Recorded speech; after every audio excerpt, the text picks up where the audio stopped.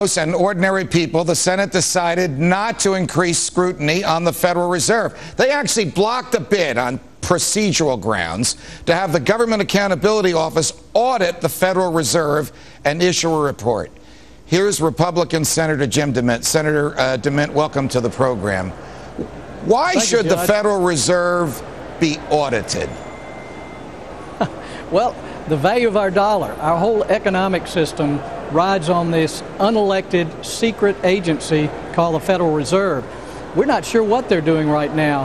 And Ron Paul in the House, with over half of the House signing up as co-sponsors, and me and Bernie Sanders in the Senate are pushing the idea of a complete audit of the Federal Reserve, because frankly a lot of us here in this country and around the world are concerned that we're going to destroy the American dollar and the worldwide reserve currency.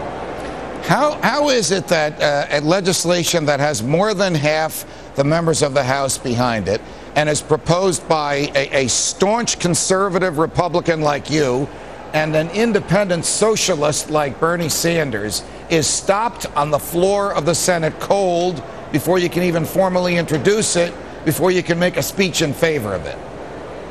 Well, if we could get the Federal Reserve under control, it would make it more difficult for the Obama administration, I think, to carry out the continued spending and growing of debt. Because one thing we're concerned about is the Federal Reserve will do what we call monetize the debt, basically print money, buy our own debt as a country, and devalue the dollar that way. I think if we open the doors to the Federal Reserve, it might make it much more difficult for this administration to continue this reckless spending.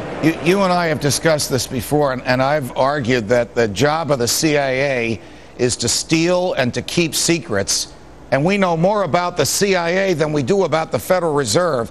The Obama administration not only doesn't want the Federal Reserve audited, it now wants to put the power to regulate all financial institutions, banks, insurance companies, brokerage houses, into the hands of this super secret bank. What are they afraid we might see if we get a chance to look at their books? Well, just as Art just said, the issue is not necessarily just the Federal Reserve or health care or whatever we're talking about. It is control. And the administration is increasingly expanding its control on the Federal Reserve, which is supposed to be independent. If we start the audit process and Congress has more oversight on what's going on, then we get those checks and balances that are important here at the federal level.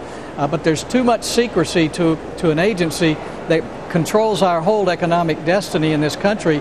And Judge, they have a death grip on our banks right now. The Federal Reserve regulators are tightening the credit, making it difficult for these banks to lend.